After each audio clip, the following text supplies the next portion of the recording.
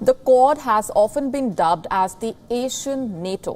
What exactly is this alliance and why is it so significant?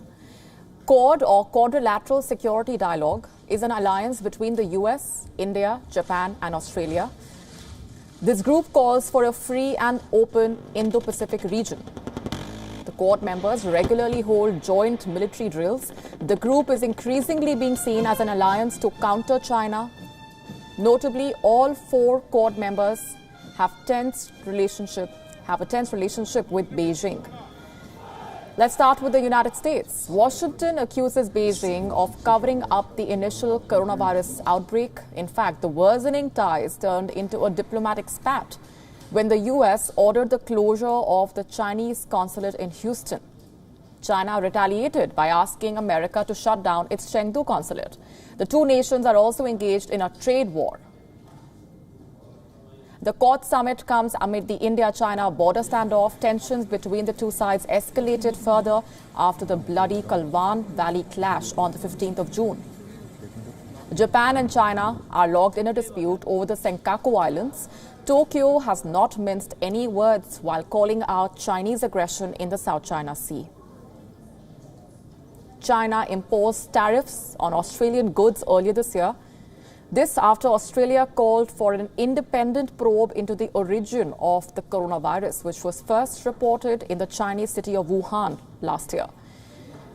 Ties between Beijing and Canberra recently hit rock bottom after two Australian journalists fled China over the fear of arrest. China had earlier detained Australian journalist Sheng Li, who was working in Beijing. Our principal diplomatic correspondent, Siddhant Sibal, is joining us live for more on that.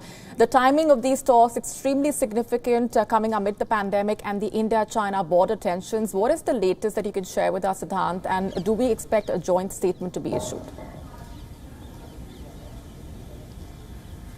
Well, Molly, now we are waiting for the statements. It won't be a joint statement. It will be separate statement, which has been the tradition at the Quad. Separate statement by Tokyo, Canberra, New Delhi and Washington. But of course, it was an interesting and an eventful day in Tokyo. We saw several rounds of meeting amongst the Quad foreign ministers and of course the Quad meeting itself. This of course is the second Quad foreign ministers meeting which took place. The last one took place in New York on the sidelines of the United Nations General Assembly.